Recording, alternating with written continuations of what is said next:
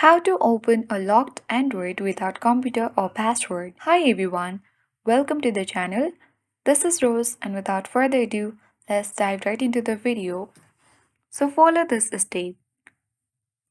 Use Google account for older Android versions.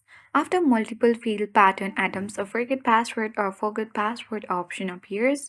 Tap on it and log in with Google account linked to the phone. Now reset the pattern after successful login. Method 2. Use Find My Device. Visit Google, find my device on another device and log in with the same Google account used on the locked phone. Now select your device and choose Secure Device to set a new lock code. And then use the new lock code to unlock the phone. If this step didn't work, you can perform a factory reset via recovery mode.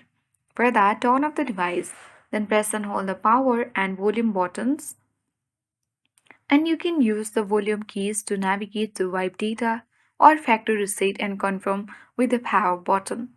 Confirm the reset and reboot the phone. This erases all data on the device. Lastly, you can contact the phone's manufacturer or an authorized service center for assistance.